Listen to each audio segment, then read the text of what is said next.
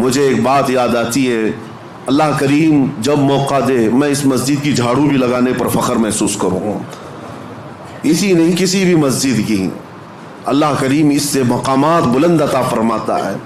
آپ آتے ہیں مسجد میں، نماز پڑھنے کے بعد کوئی یہاں پر خادم کہاں ہے، امام کہاں ہے، مؤذن کہاں ہے، ان کو چلاتے مت بیٹھو، اگر کچرا دکھا تو سب سے پہلے بڑھ کر کے اٹھاؤ اور خود صاف کرو، اس حصے میں تم بھی شامل ہو جاؤ۔ یہ نہیں کہ یہاں آ کر کے فلاں کہاں ہے، تنخواہ کیوں لیتا ہے، یہ صفائی کیوں نہیں رکھتا، تم آرڈر دینے والے نہیں ہو، وہ اللہ کریم کے گھر کی عبادت اور خدمت میں لگا ہوا ہے۔ مصر کے ایک بڑے بزرگ شیخ متولی شعراوی رحمۃ اللہ علیہ، جنہوں نے پورے قرآن کی تفسیر لکھی ہے اور عرفات کے میدان میں ان کو خصوصی خطاب کے لیے لایا گیا تھا، پورے عرب کے سب سے بڑے عالم دین، اللہ کے ولی، جن کے متعلق میں آپ کو بتاؤں، وہ اتنے بڑے مفسر کہ ہزاروں علماء ان کے شاگرد ہیں۔ ان کا ڈرائیور وہ خود کہتا ہے کہ روزانہ رات کے 12 بجے کار لے کر اپنے گھر سے نکلتے، میں ہوتا ساتھ میں حضرت ہوتے، تقریباً 70 سال کی عمر ہے، اور مسجد چلے جاتے، مسجد سیدہ نفیسہ، مسجد امام حسین، کئی مسجدیں ان کی خاص تھی، رات کو جاتے اور ڈرائیور سے کہتے دروازہ کھلوا کر اندر چلے جاتے، یہ باہر ویٹ کرتا رہتا، گھنٹہ 2 گھنٹے کے بعد آتے ہیں۔ ظاہر سی بات اللہ والے نماز پڑھ رہے ہوں گے، تہجد یا عبادت میں مصروف، برسوں یہ سلسلہ چلتا رہا۔ میرے عزیزو، ان کے انتقال کے بعد یہ پتہ چلا، مسجد کے ایک خادم نے، جو مسجد ہے سیدہ نفیسہ میں یا کوئی ایک مسجد میں، خادم نے ڈرائیور سے ملاقات کی اور کہا کتنا اچھا وہ زمانہ تھا جب وہ آتے تھے حضرت نماز کے لیے۔ یہ ڈرائیور کہنے لگا کہ میں 2 گھنٹے باہر انتظار کرتا تھا، حضرت کا وصال ہو گیا، کیسی عبادت کرتے تھے مسجد میں جا کر، تم تو اندر رہتے تھے، تم خادم ہو، کبھی دیکھا میرے حضرت کو؟ وہ خادم رونے لگا اور کہا ڈرائیور سے، وہ راز تھا میں بتا نہیں سکتا، لیکن اب ان کا انتقال ہوا، میں بتاتا ہوں۔ حضور تشریف لاتے رات کے 12 بجے، وہ عبادت کرنے کے لیے نہیں بلکہ سیدھے طہارت خانوں میں جاتے اور اپنے ہاتھوں سے سارے طہارت خانے دھوتے تھے، وضو خانے کو اپنے ہاتھوں سے صاف کرتے تھے، اپنے ہاتھوں سے سارے استنجا خانے صاف کرتے۔ کس عالم دین کی بات کر رہا ہوں جس کے ہزاروں شاگرد ہیں، پورے قرآن کی تفسیر لکھی ہے، اللہ کریم کے ایسے بزرگ ولی اپنے ہاتھ سے رات کے وقت پوری مسجد کے طہارت خانے صاف کرتے۔ اور پھر ایک دن میری نظر پڑی تو انہوں نے مجھے کچھ پیسے دی اور کہا زندگی بھر کسی کو بتانا مت، میں یہ صفائی اس لیے کرتا ہوں کہ مجھے میرے رحمان پر یقین ہے، اس کے گھر کو میں اپنے ہاتھ سے صاف کروں گا، میرے دل کو وہ صاف کرے گا، میرے دل کو وہ پاک کرے گا۔ اور اللہ نے ایسا پاک کیا کہ جب وہ بزرگ شیخ متولی شعراوی رحمۃ اللہ علیہ کے انتقال کا وقت آیا، میں آپ کو بتاؤں ہمارے اساتذہ موجود تھے جنہوں نے کہا سرانے کے پاس کئی علماء کھڑے تھے، وہ بستر پر لیٹے ہوئے تھے، اچانک آپ نے کہا کہ ہٹ جاؤ تم سب یہاں سے، سرانے کے پاس سے ہٹ جاؤ، وقت کے بڑے بڑے لوگ کھڑے تھے۔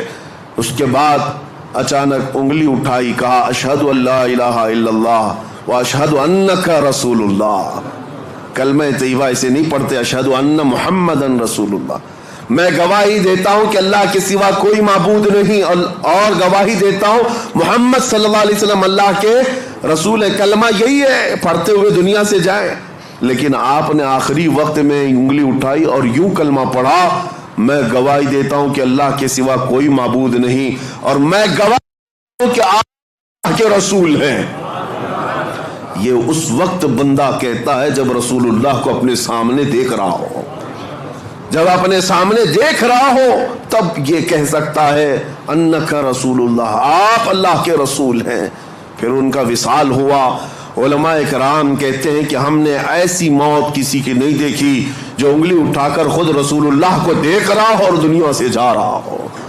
میرے عزیزو، یہ مقامات بلند انہیں ان کاموں کی وجہ سے یا ان نیکیوں کی وجہ سے بھی ہو سکتا ہے ملی ہوں۔ اس لیے آج اس مسجد پاک کی جن لوگوں نے خدمتیں کی ہیں، اللہ ان کے گھروں کو سجا اور ان کی قبروں کو روشن کرے، اور رب ذوالجلال اس مسجد پاک کو عشق رسول کا مرکز بنائے۔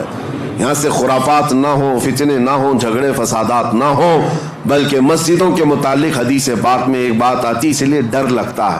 اللہ کے رسول صلی اللہ علیہ وسلم نے ارشاد فرمایا قیامت کے قریب مسجدیں خوب سجائی جائیں گی لیکن عبادت کرنے والے نہیں ہوں گے، اور وہ ہم آج دیکھ رہے ہیں ہر جگہ ہے۔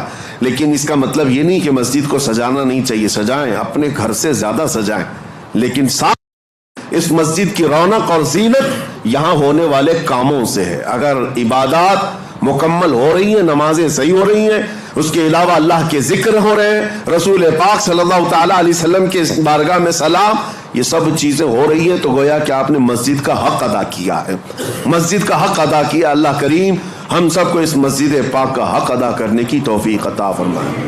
آخری بات، جہاں تم سجدے کرتے ہو ان صفوں میں میرے آقا صلی اللہ علیہ وسلم کی حدیث ہے، اس کا مفہوم میں عرض کر رہا ہوں، جس دن تمہارا انتقال ہوگا، کوئی روئے یا نہ روئے، مسجد کا وہ ٹکڑا تمہارے غم میں روتا ہے۔